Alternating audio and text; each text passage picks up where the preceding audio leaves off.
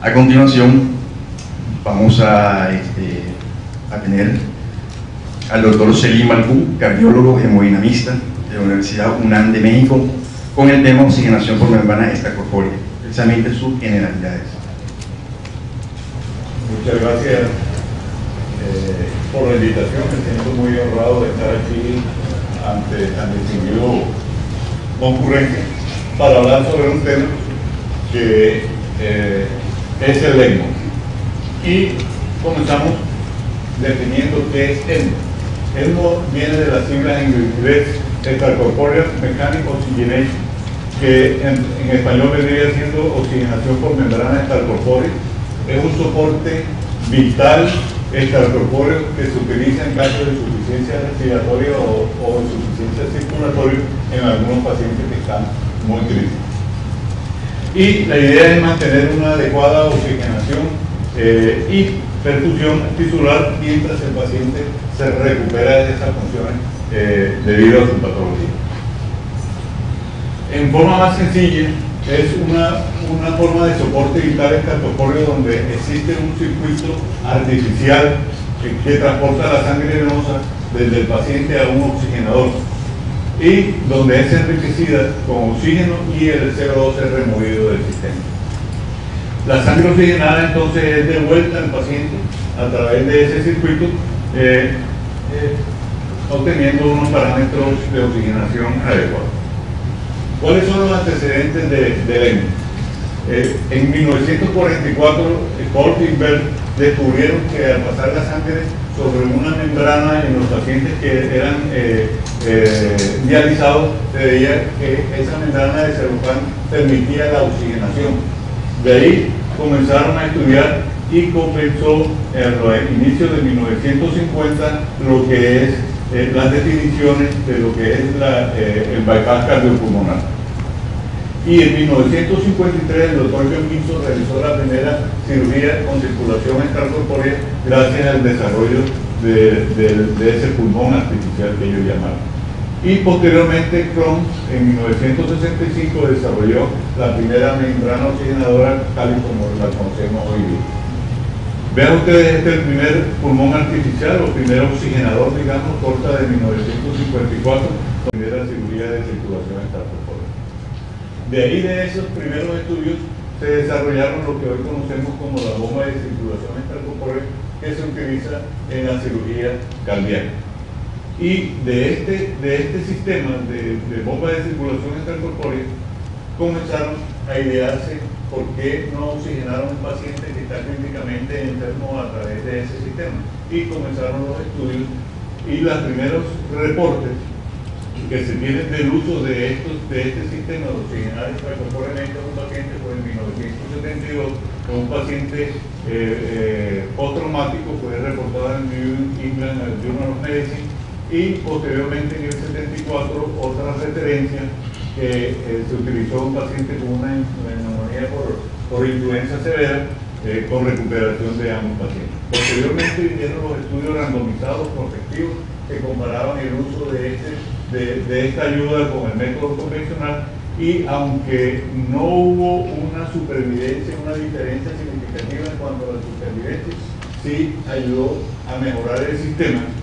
Y recientemente, en los años 90, ya veíamos que con el uso de este sistema ECMO en los pacientes que tenían un síndrome de estrés respiratorio agudo fulminante, mejoraba la sobrevida de los pacientes, llegando a ser de un 66%, ya muy significativo en comparación con la terapia tradicional. En el diagrama, en este diagrama es la forma sencilla de explicarlo. Hay una cánula central o periférica que permite extraer sangre no oxigenada del paciente, y con una bomba, esa bomba hace recircular la sangre en el oxigenador, donde es enriquecida por un mezclador de gases y recalentada nuevamente con un módulo de intercambiador de calor y colocada de nuevo a través de una vía arterial al paciente. Este es el diagrama, digamos, muy sencillo de lo que es el ECMO. Esta es la parte ya visual. Tenemos un circuito, en este caso veno arterial, en el cual se hace pasar a través de una consola que controla todo el sistema, y este es el oxigenador. Ahora los dispositivos que vienen son muy compactos, muy amigables, digámoslo así, para el manejo de este sistema al pie del paciente en cuidados intensivos. Y vamos a obtener, con este sistema podemos realizar dos apoyos. El primero, que llamamos veno-venoso, que consiste más que todo en dar un soporte respiratorio donde se extrae la sangre no oxigenada por un catéter y es de vuelta oxigenada a través de la misma vía venosa. Usted lo conocemos como veno-venoso. Aquí tenemos el diagrama, se saca la vena de una vena central o un catéter central, vena no oxigenada, se oxigena a través del oxigenador y es de vuelta al paciente. Y tenemos el otro sistema que se llama arterio venoso o veno arterial, en el cual lo que estamos buscando con este sistema es un apoyo circulatorio en los casos que el corazón no sea capaz de mantener su función vital. Consiste que extraemos también de una vena central sangre no oxigenada, la llevamos con la bomba y el oxigenador y es de vuelta a través de una cánula arterial al circuito, bypaseando, digámoslo así, el corazón que está desfallecido. Estos son los dos sistemas. El veno arterial, donde se saca la sangre de vuelta por una vena y de vuelta por la arteria, y el veno venoso, que se conoce así por las siglas VV, en el cual se extrae sangre de la vena, del catéter cerebral, pero también es de vuelta a la vena. Y lo que vamos a buscar es un soporte más que todo ventilatorio. ¿Cuáles son las indicaciones del ECMO? El ECMO está indicado, el ECMO veno-venoso, en aquellos pacientes que tienen una falla respiratoria aguda, severa, con hipoxemia o hipercapnia, aquellas que se ven sobre todo en el síndrome de distrés respiratorio agudo, en los ataques asmáticos agudos persistentes que no se pueden controlar médicamente, la neumonía por influenza severa, y por fibrosis pulmonar. Puede servir también para trasplante, para un trasplante pulmonar, y cuando hay una falla ventilatoria aguda severa. El veno arterial, como habíamos comentado, es un soporte más que todo circulatorio en los corazones de fallecientes. Está indicado en pacientes con shock cardiogénico refractario al tratamiento, en pacientes con infarto agudo del miocardio severo, con falla ventricular, en miocarditis fulminante. Se utiliza principalmente en los pacientes que hay un fallo en la salida de bomba de circulación corpórea, que son la mayoría de los pacientes que salen muy mal de la sala de cirugía, que no lo pueden sacar de bomba. Se utiliza este sistema. Y posterior también falla ventricular posterior al trasplante cardíaco, falla para recobrar la circulación en aquellos pacientes que han tenido un paro cardíaco y una reanimación cardiopulmonar prolongada. También puede ser fuente para trasplante, pero esta indicación no es muy clara, porque ya existen otros dispositivos que nosotros podemos utilizar como puente para trasplante cardíaco.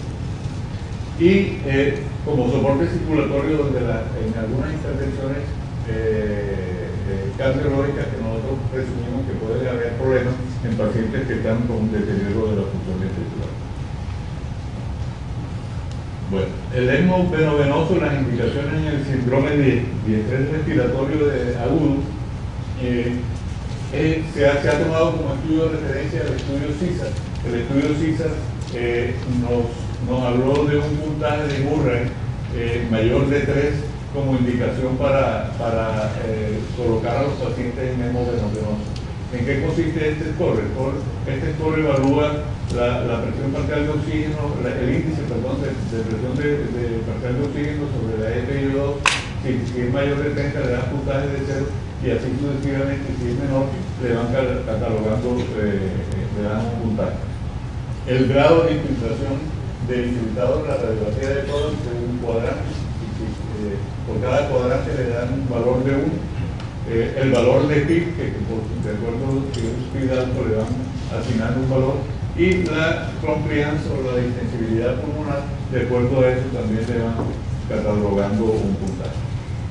en aquellos pacientes que han tenido una ventilación mayor a 7 días, en pacientes ancianos y en pacientes que sean reversibles.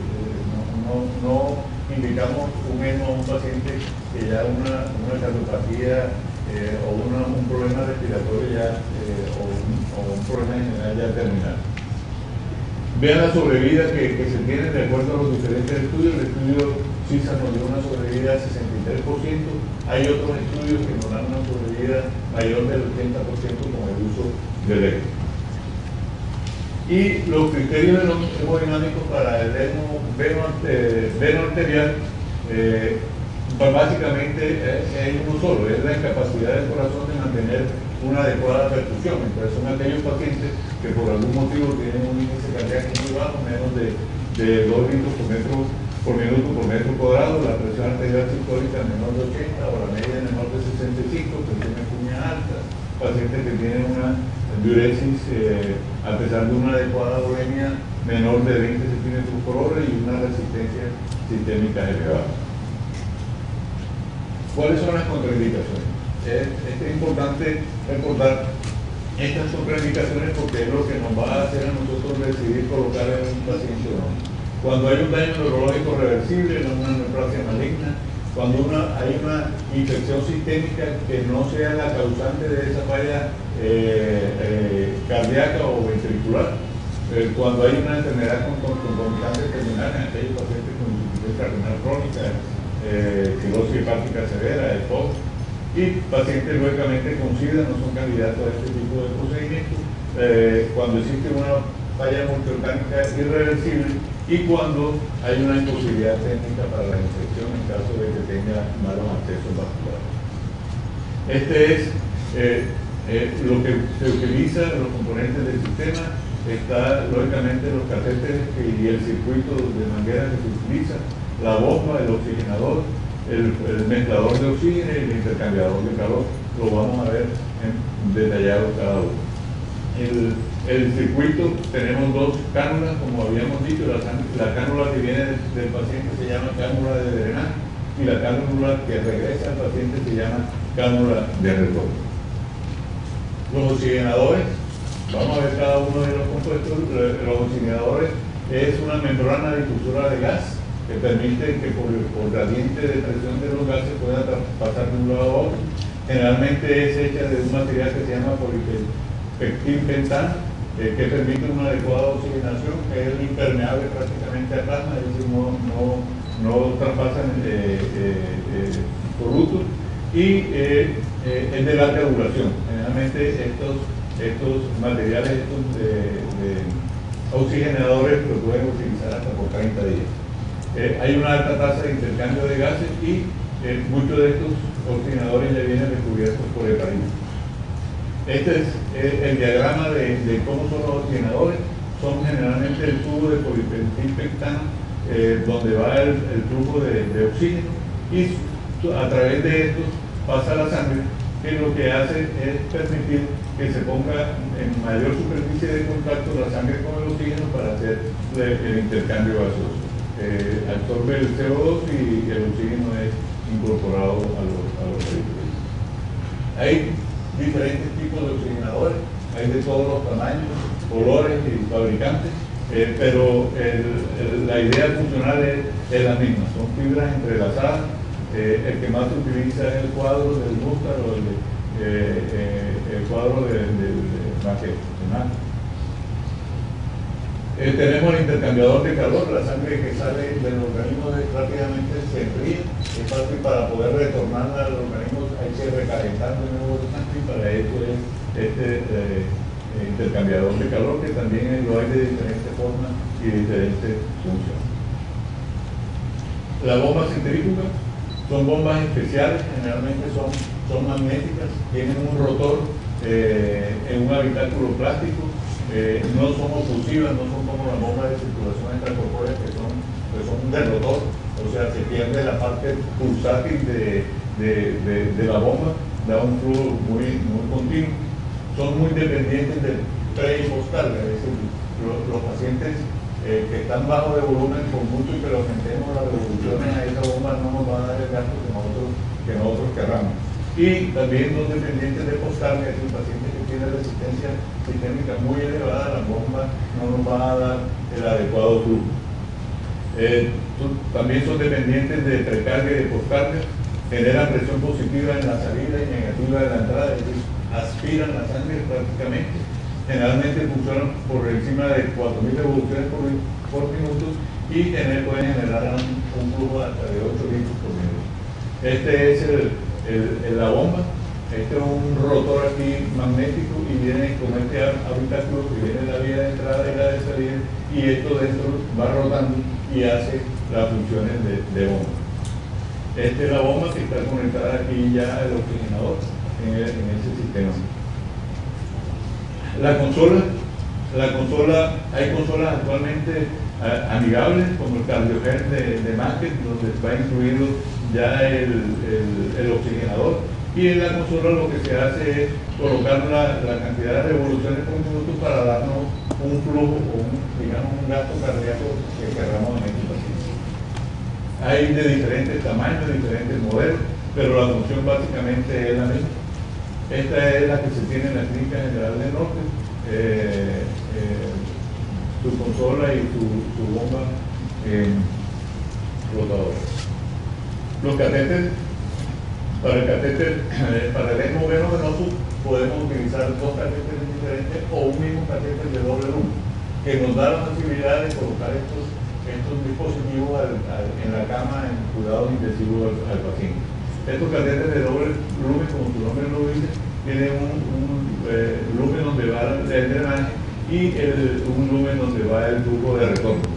El Avalon es un catéter muy especial porque el Avalon permite colocarlo vía yugular, vía central, y tiene un dispositivo en el cual aspira en el nivel de las venas cava superior e inferior, y el retorno de la sangre oxigenada lo hace básicamente direccionado hacia la válvula tricúspide, o sea que nos va a ayudar mucho a este sistema de este catéter, un catéter muy amigable y muy fácil de colocar vía yugular. Los catéteres para el ritmo venoarterial, ahí sí se utilizan dos catéteres, un catéter venoso que generalmente es más largo y un catéter arterial que es el catéter de retorno. Generalmente se prefiere la femoral, que es la arteria que tenemos mucho para función básica en la cabecera del paciente. Los catéteres que se utilizan en la parte anterior son catéteres de un lumen bastante grande, sobre todo los venosos son el lumen de 18 French, y los de retorno pueden ser de 21 o 23 French. Esto va a estar de acuerdo a la superficie del paciente. Generalmente la técnica que se coloca es la técnica de Selling, que ustedes han visto en hemodinamia, y pueden ser utilizados hasta por 20 y hasta 30 días se han visto utilizar este sistema. Existen dos tipos de accesos vasculares, digamos así. El periférico, donde a través de una vía, de una vena o arteria periférica, nosotros accedemos y colocamos la cánula al oxigenador, y la canulación central, que es la que generalmente ustedes ven en pacientes que salen después de cirugía, que no pueden salir de bomba, entonces ya salen con las cánulas de la bomba de circulación intracorpórea, la parte de la bomba de la cánula de las aurículas y de la cánula de la aorta. Entonces salen así de cirugía. Es muy, digamos, impactante ver un paciente, por lo general salen con el tórax abierto, pues son pacientes que al cerrarlo altera la hemodinamia del paciente. Es importante decirle cuando es por disección al cirujano vascular o al cirujano general que nos coloque una cánula de retorno, sobre todo cuando es en la femoral, porque colocamos un catéter de 22 French o 23 French aquí, va a ocurrir la circulación a esta pierna y se va a producir fenómenos de isquemia. Pero lo que hacen es colocar una cánula de retorno hacia esa pierna para que mantenga la oxigenación de ese. Esto es un ejemplo de una canulación periférica vía arteria y vena femoral. La lista de chequeo, pues, nada más te lo muestro para que vean que no es fácil, se necesita llenar unos requisitos específicos para colocar los pacientes en él. El ECMO percutáneo tiene la ventaja que es una instalación rápida y segura al pie de la cama del paciente en cuidados intensivos. No necesita rayos X o una sala de hemodinamia, pero si se cuenta con sala de hemodinamia para colocar bien las cánulas se puede hacer. O tener mínimo la guía de un ecocardiografista que nos ayude sobre todo para valorar los accesos periféricos si son adecuados o no para el uso de estos dispositivos. La preparación del paciente, es importante esto, sin la colaboración multidisciplinaria entre el intensivista, el cirujano, el hemodinamista, el anestesiólogo y el personal de enfermería, un paciente en no puede salir adelante. Entonces, todo debe estar coordinado para que pueda ser efectivo este sistema de apoyo. Generalmente se pide una revisación de un ecocardiograma transesofágico previo al paciente, que nos valora cómo toda la vena cava, cómo está la aurícula, dónde se posicionan los catéteres, etc. A veces es necesario tener monitorizado hemodinámicamente un paciente con un catéter de Swan-Ganz previo, examen de laboratorio y el doble vascular en caso de que se requiera el acceso periférico. ¿Cuáles son los factores del éxito que nosotros vamos a tener? Debemos identificar cuáles son los pacientes los cuales en realidad se benefician de este procedimiento. No todos los pacientes que están críticos o que están en un falla respiratoria en realidad se van a beneficiar. Entonces, la identificación de estos pacientes es primordial para tener el éxito del dispositivo. Debemos tener un dispositivo de acuerdo a cada patología y al objetivo que uno quiera. Si quiere un apoyo respiratorio que sea exactamente lo que nosotros queremos. La técnica es importantísima, debe ser personal entrenado en eso, no personal que no sepa canular una arteria o una vena, se puede arriesgar a poner un dispositivo de esto. Deben llevar una adecuada técnica de implantación. El manejo es importantísimo, un paciente muy delicado que requiere mucho cuidado permanente, prácticamente se le debe dedicar un médico a este paciente, una enfermera a él. Y tener en cuenta que debemos prevenir las complicaciones de este dispositivo. Antes de iniciar el ECMO percutario debemos purgar todo el circuito, debemos ver cómo están las cánulas, si están adecuadamente colocadas, debemos evitar la entrada del aire al sistema. Los planos se deben hacer en forma adecuada y se deben comenzar las revoluciones por minuto observando que haya un adecuado drenaje y no hacerlo en forma rápida porque eso al generar presión negativa puede hacer colapso de las venas cavas y un catéter central. Se prefiere que haya siempre un estudio previo de cómo están las venas por donde vamos nosotros a acceder en caso de que sea un acceso yugular y cómo su proximidad a la arteria carotídea. Estos pacientes generalmente requieren ser anticoagulados con una anticoagulación permanente. Se da una dosis de bolo de 100 a 150 unidades por kilo de peso y se le mantiene una heparinización de 1000 unidades hora, tratando de mantener un ACT controles que inicialmente son cada 2 horas en las primeras 24 horas entre 150 a 200 y el TPT de 1.5 a 2 veces el valor de control. En el caso del ECMO venoarterial, el manejo hemodinámico, nosotros debemos adecuarlo utilizando siempre dos cosas. Primero, el gasto cardíaco, que el gasto cardíaco no nos va a dar el Swan-Ganz, ni nos va a dar otra cosa, sino el mismo equipo nos va a decir cuánto gasto o cuánto flujo le estamos poniendo al paciente.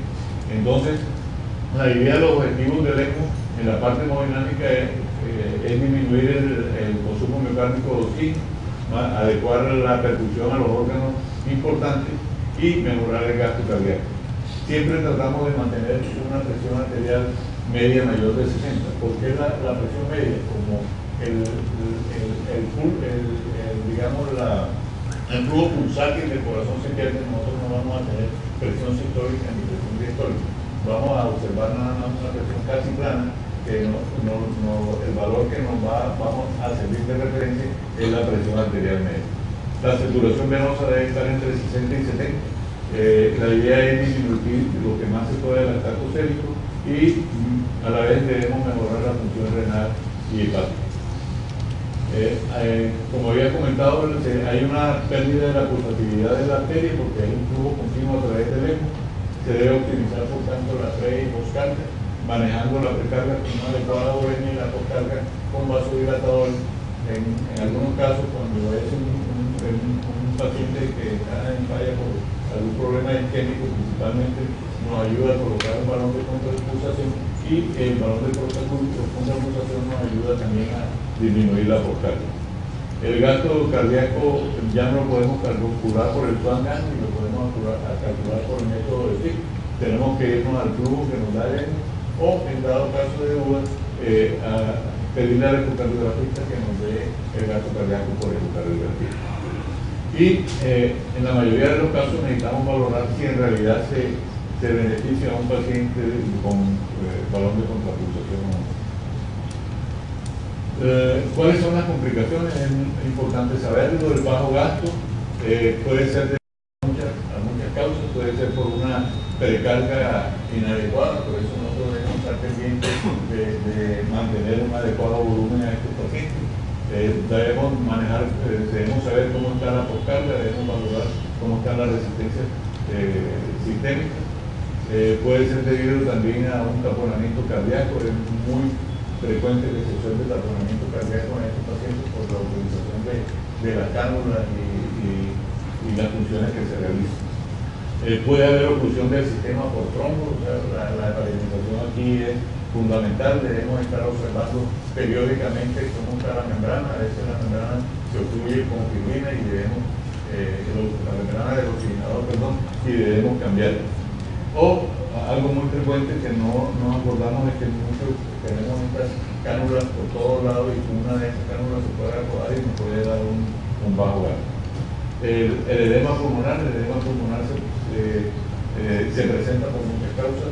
Es muy frecuente cuando se le da mucho flujo al hemo, muchas revoluciones al hemo, casi todo el flujo arterial se está yendo a la aorta y no permite que la válvula aórtica se abra en forma adecuada, y de ahí comienzan a elevarse las presiones diastólicas del ventrículo izquierdo, la presión de la aurícula izquierda y la cuña, y se nos queda metástasis y nos produce un edema pulmonar. Hay que valorar muy bien esto. También puede ser debido a la disfunción ventricular izquierda o una perfusión inadecuada, o existe una complicación que es la oxigenación inadecuada en el cuerpo superior. Nosotros vemos los pacientes que están cianóticos en el cuerpo superior y donde llegaremos se puede centrar en la aorta, vemos que está oxigenando perfectamente con una buena coloración, pero la parte superior está cianótica. Hay que valorar muy bien el sangrado. Puede presentar insuficiencia renal por poco flujo a los riñones, y la isquemia de ambos miembros, como habíamos dicho, y la tensión es muy frecuente. Cuando hay una caída del flujo del gasto, debemos valorar si es por una precarga inadecuada o un aumento de la postcarga o taponamiento cardíaco, como habíamos dicho, o el colamiento de la carga. ¿Hasta qué momento nosotros vamos a mantener el paciente en esto? Es una cuestión que se valora generalmente de acuerdo a cómo vaya el paciente mejorando, y hay unos criterios que se han denominado criterios de inicio de la exposición, que son estos parámetros que ustedes ven aquí: la relación de la presión de oxígeno con el FiO2 que sea mayor de 200, el FiO2 de ECMO debe ser menos de 60, el PIC cuando está el paciente ventilado debe estar menor de 10, el pH debe ser normal, la presión de meseta debe ser menor de 25 centímetros de agua, ahí debe haber una mejoría radiológicamente, y la temperatura debe estar normal. Cuando nosotros tenemos esto, basamos a lo que se llama plan de desconexión que consiste en ir disminuyendo el ECMO, el flujo del ECMO en 0.5 litros por minuto. En algunos centros lo hacen cada 8 horas, lo van disminuyendo cada 8 horas, en otros lo hacen cada 12, y en algunos son muy conservadores y lo hacen cada día, o sea, disminuyen en 0.5 litros cada día hasta que el paciente tenga flujo adecuado. La gasimetría se debe realizar cada 2 horas. La relación, como les había comentado, debe estar bueno. Se incrementa el volumen de actividad en 6 a 7 mililitros por kilo y la frecuencia respiratoria hasta 10 a 15 en el ventilador. Cuando se llega al caso de que el ECMO ya tenga un flujo de 1 o de 1.5 litros por minuto, durante 24 horas se valoran los criterios de estabilidad, que son estos que ustedes ven aquí, para decidir si el paciente está en condiciones de respirar y se hace la desconexión del sistema, que en realidad es fácil nada más que anular y dejar que el retorno, que la sangre quede en el sistema retorne y se retira la carga. La mortalidad del ECMO venoarterial en realidad la sobrevida sigue siendo baja a pesar de esta ayuda, en comparación con la sobrevida del ECMO venoso, que puede ser de hasta el 80%. Las conclusiones que quiero que se lleven como idea es que el ECMO es una alternativa terapéutica en pacientes con insuficiencia respiratoria aguda o falla ventricular y que los cuales no tienen mejoría con tratamiento convencional, que el manejo es multidisciplinario, que son centros especializados y personal entrenado, y se debe hacer las indicaciones adecuadas y las contraindicaciones bien valoradas. Y se deben tener protocolos bien establecidos de qué hacer y qué no hacer. Existen ya en la web sitios de entrenamiento virtual donde se pueden manejar los flujos en la computadora de uno para poder entrenarse en cómo manejar este sistema. Nos dan diferentes problemas y uno lo puede resolver. Muchas gracias.